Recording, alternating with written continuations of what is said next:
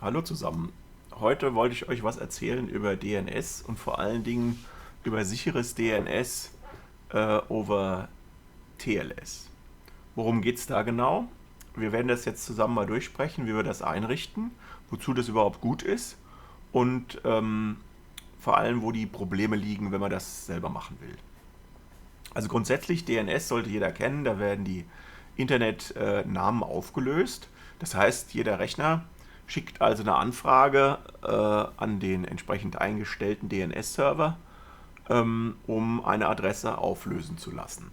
Wenn man in die Fritzbox reingeht, kann man auf den Online-Monitor klicken und dann sieht man hier, ich bin verbunden und hier unten genutzte DNS-Server. Ich habe das jetzt mal standardmäßig auf dem gelassen, der von meinem Provider zur Verfügung gestellt wird. Da ist einmal hier die beiden IPv4 DNS-Server und einmal die zwei IPv6 DNS-Server. Die IPv6 ist aktiv. Was hier nicht aktiv ist, ist eine verschlüsselte DNS-Verbindung. Warum braucht man denn eine verschlüsselte DNS-Verbindung? Eigentlich hat man ja sowieso die Verbindung über HTTPS. Ne? Da wird ja sowieso alles, was an Kommunikation anfällt, verschlüsselt. Hier auch, meine Verbindung zur Fritzbox ist ja auch HTTPS. Verbindung ist, jetzt weil ich die IP-Adresse eingegeben habe, kann er die nicht auflösen, aber das ist eine verschlüsselte Verbindung. Zertifikat stimmt nicht, deshalb ist das hier kein grünes Häkchen. Aber wenn ich auf meine Bank gehen würde oder so, dann wäre das hier grün. Problem ist aber an der Sache, man ist trotzdem angreifbar. Und zwar in dem Moment, wenn ich jetzt hier hinschreibe, irgendeine Adresse, Postbank, keine Ahnung oder so, dann muss der erstmal das an den DNS-Server schicken, dass ich jetzt gerne an meine Bank rangehen will. Und genau in dem Moment ist es möglich, eine sogenannte Man-in-the-Middle-Attacke zu machen. Das heißt, man fängt diese Pakete ab und leitet die um auf einen gehackten Server, der dann so tut, als wäre meine Bank und ich gebe brav und doof meine ganzen Daten ein und in Wahrheit sitzt da irgendein Verbrecher und reibt sich die Hände, dass ich selber meine Daten da eingebe. Auf die Weise kann man nämlich tatsächlich Informationen abgreifen. Vielleicht nicht bei der Bank, vielleicht bei irgendeiner Online-Plattform, vielleicht bei irgendeinem Shop, keine Ahnung. Also es ist auf jeden Fall ein Problem. Und deshalb hat man sich ausgedacht, dass man die Verbindung vom DNS-Server zu mir schon mal verschlüsselt. Und wo kann man das machen? Die meisten Betriebssysteme unterstützen das noch nicht, also auch Windows noch nicht. Ich glaube, jetzt in der letzten Version haben sie was gebracht, dass das geht, aber das muss ich ja überall machen. Das muss ich ja mit all meinen Online-Geräten machen, die ins Netz gehen. Das schaffe ich natürlich nicht. Einzige Lösung, die Fritzbox direkt macht das. Also, was macht man bei? Man trägt natürlich bei seinem Endgerät, trägt man ein, dass der entsprechende DNS-Server nicht irgendein Server ist, den man da im Netz hat, sondern man schreibt seine eigene Box rein. Und dann fragt also jedes Endgerät erst einmal die Fritzbox und die Fritzbox fragt dann über eine verschlüsselte Verbindung im Internet nach, wie die IP-Adresse ist. So, wir machen das jetzt zusammen. Wo stellt man das ein? Das geht bei Zugangsdaten und dann DNS-Server. So, und jetzt machen wir das hier. Ich nehme den Google-Server, müsst ihr nicht machen, könnt ihr einen anderen nehmen. Wir können auch später nochmal drüber reden, wie man den schnellsten Server findet. Ist jetzt nicht nötig. Also einmal die IPv4, den ersten und den Alternativen und genauso bei IPv6. Das hier sind die zwei Google-Server, die es gibt. Es gibt insgesamt 4. Der andere, der hat hier nochmal 2 Vieren hinten. Und dann gibt es nochmal den, der hat 64, 64 hinten. Also 2x64, die gibt es auch noch. Gut. Kann man leider hier nicht einstellen, den findet er aber nachher automatisch. Was wir jetzt machen werden, ist, dass wir das hier aktivieren. Zack. So, und da sagt er nämlich, dass er eine Zertifikatprüfung für die Verschlüsselung der Namensaufnahme im Internet erzwingt. Das heißt, ohne eine Verschlüsselung wird das nichts. Und das hier unten, das steht da erstmal noch nicht. Und wenn ich jetzt hier sage, okay, übernehmen, dann wird er mir das anmeckern. Dann sagt er nämlich, die Namensauflösung, den benutzten DNS muss ich erst eingeben. Und die hier, die weiß ich aber normalerweise gar nicht. Ja? Das ist ein Problem. die muss man erst sich mühselig rausgoogeln. Also habe ich das gemacht. Die ist für Google gar nicht so leicht zu finden, aber bei Google heißen die einmal dnsgoogle.com, DNS64 DNS Google und einfach nur DNS Google. Das sind die Namen der Server, auf die Zertifikate ausgestellt werden, die Google benutzt. Bei der Kommunikation zwischen meiner Fritzbox und deren DNS-Servern. Also DNS over TLS. TLS ist das Verfahren, mit dem das verifiziert wird. Wenn ich jetzt OK klicke, geht das gut. Dann klappt das. Hier hat er akzeptiert. Und wenn wir jetzt hier nochmal gucken beim Online-Monitor, der macht jetzt natürlich einen Connect neu. Was sehen wir da Feines? Klasse. Also, alles ist verschlüsselt.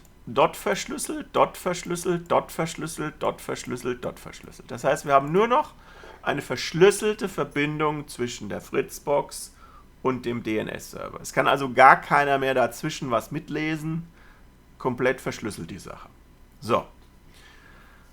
Jetzt,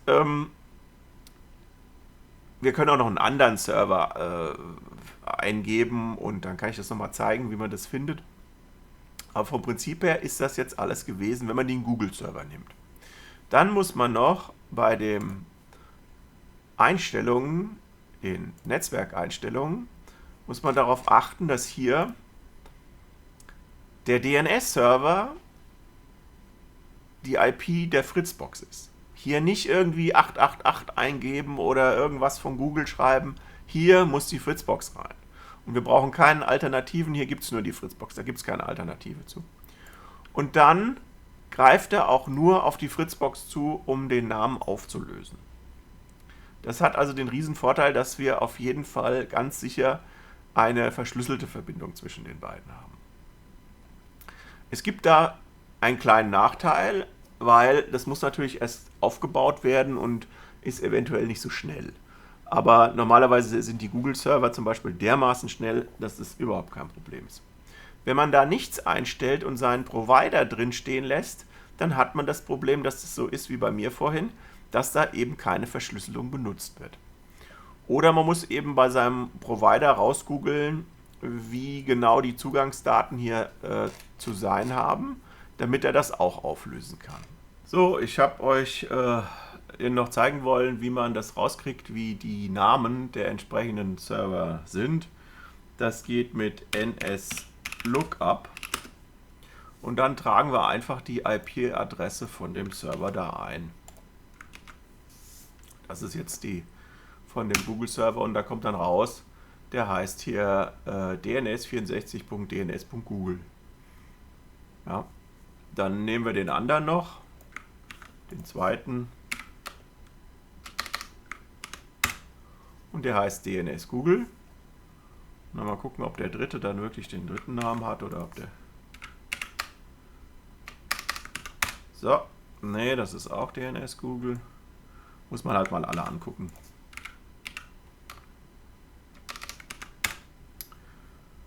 So, dann noch den IPv4, das ist der da. Und der heißt jetzt auch DNS Google. Okay. Mal den letzten noch finden. So. Ohne den Punkt. Nee. Also mit den beiden DNS Google und DNS hier oben, wo steht 64 DNS Google, da kann man dann eigentlich alle auflösen. Und diese Namen, die müsst ihr dann da eintragen. Wenn ihr einen anderen Server habt, könnte ja sein, dass ihr, keine Ahnung, ihr nehmt irgendwie, es gibt ja noch Cloudflare, die sind ja auch sehr schnell. Kann man auch eingeben. Da wäre der Name one plus one plus Punkt one plus Punkt one Punkt one Punkt one. Müsst ihr mal ausprobieren. Also wenn ihr den anpingt, der ist bei mir jetzt nicht ganz so schnell wie sonst, also 15 Millisekunden im Mittel hier. wo ist Mittel 13. Das liegt daran, dass das eine virtuelle Maschine ist, die das alles dann erst emuliert und so. Also der ist ein bisschen langsamer als beim Hauptsystem. Aber grundsätzlich kann man so rauskriegen, wie schnell die sind. Ne? Also mit einem einfachen Ping auf den Google. Ja, also das ist halt 13 Millisekunden ist lang. Bei meiner Hauptmaschine dauert es nicht so lange. Aber wie gesagt, das liegt daran, dass das jetzt für die Aufnahme für euch eine virtuelle Maschine gemacht hat.